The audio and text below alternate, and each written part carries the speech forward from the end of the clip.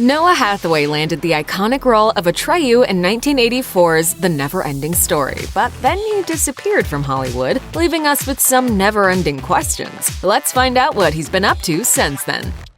By the time Hathaway became Atreyu, he had already been acting for 10 years, first as a commercial actor, then with a big role in the original Battlestar Galactica series. But the production of The Never-Ending Story took such a toll on him that he decided to walk away from the acting game just 2 years later. As he told the News Tribune in 2015, "I worked the first 20-something years of my life as an actor. I just wanted to drop off the radar and be a regular human being." Hathaway followed up The Never-Ending Story with the 1986 cult classic Troll, and then he took the next few decades to pursue other passions. His pursuits included becoming a dance instructor, competing in amateur martial arts tournaments, and racing motorcycles.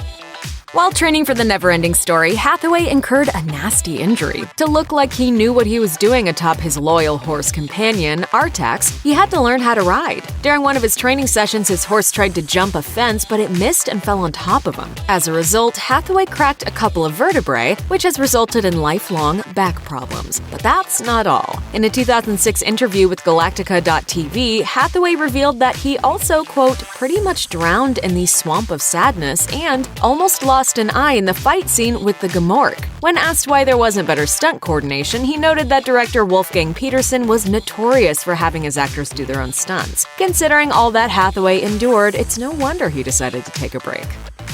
Despite the drama of the past, Hathaway clearly still has a soft spot for Atreyu and The Never-Ending Story. In fact, he agreed to portray the character once more for a 2016 Spotify ad that highlighted the fact that the film's theme song, after all these years, is still played daily on the streaming music service. In the ad, Hathaway portrays a bearded, grown-up Atreyu flying on the back of Falkor, brought to life again by the original voice actor Alan Oppenheimer. In a behind-the-scenes video, Hathaway revealed, "It's just strange, man. I feel like somebody needs to pinch me and go, wake up!" So maybe returning to that fantasy world all those years later really was a dream come true for Hathaway. Or maybe Spotify just ponied up a huge sum of money for him. Probably a little bit of both.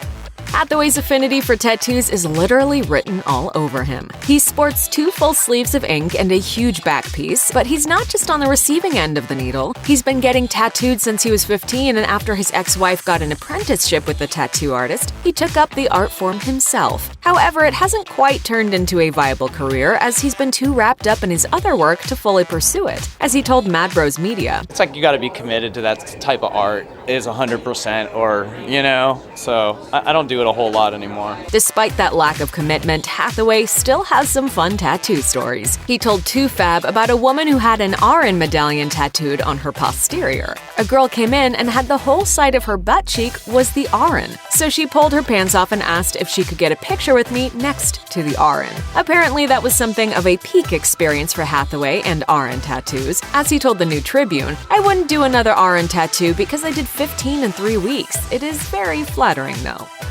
In 2012, Hathaway returned to the big screen in Sushi Girl, a noir thriller about a diamond heist crew who turn on one another. The film also stars Mark Hamill and martial arts legend Sonny Chiba, and it was the involvement of those big names that drew Hathaway back into the spotlight. In an interview with On the Spot, he said, "It was the first project I've done. I came out of retirement to do this movie. They said, you're going to work with Sonny Chiba and Mark Hamill, and I was like, when do I leave? And I literally was on a plane 6 hours later." Since then, Hathaway has logged several more screen credits, but nothing too high profile. That might have something to do with his desire to break type. Speaking with Fruitless Pursuits in 2012, he noted that he was bored by the heroic roles he played as a kid and expressed his desires to play the bad guy. As an artist and an actor, I want to delve a lot more deep. Check out one of our newest videos right here. Plus, even more Nicki Swift videos about your favorite stars are coming soon. Subscribe to our YouTube channel and hit the bell so you don't miss a single one.